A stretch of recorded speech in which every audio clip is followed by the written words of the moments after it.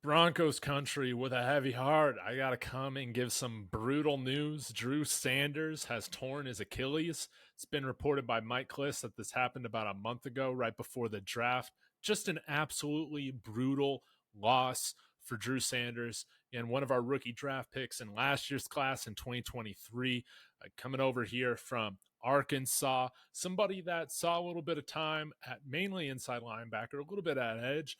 There's been some question marks on would we see him transition over to edge or stay at inside linebacker. Tremendous athlete, okay? A lot of speeds, has great size for the position of inside linebacker, but just needed some time, in my opinion, to find his footing. That rarely happens for rookies at the inside linebacker position. And I'm really bummed to hear about this injury because this was somebody that, hey, the Broncos were really counting on to take a step. I saw him as a starter on this team this year, so this is a bit of a bummer.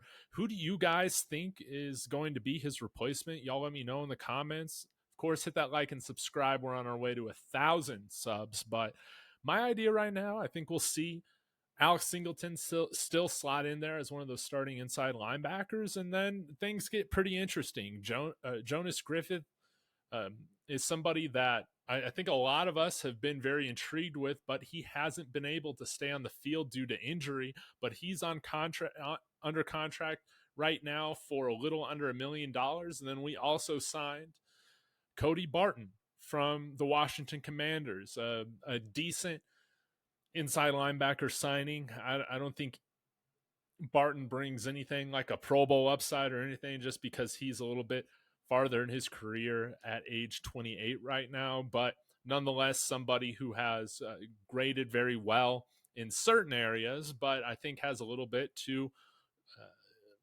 grow in, so to speak, for the passing game. So we'll have to see. This does make it a little frustrating that we didn't draft an inside linebacker with one of our picks, but maybe there's somebody that we bring in through free agency that really does surprise. A couple names that I did want to throw out here at the inside linebacker position: not Seattle Seahawks, Philadelphia Eagles players at Cunningham, Shaq Leonard, would be a couple, along with Quan Alexander from the Pittsburgh Steelers. There's still a handful of guys available. We have about $8 million in cap space right now.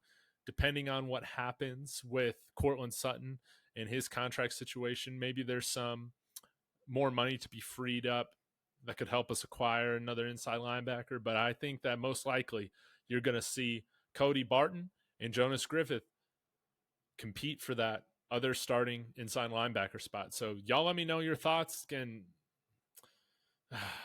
it's just a bummer, man. Hopefully Drew Sanders can have a really speedy recovery and be available for the end of the season.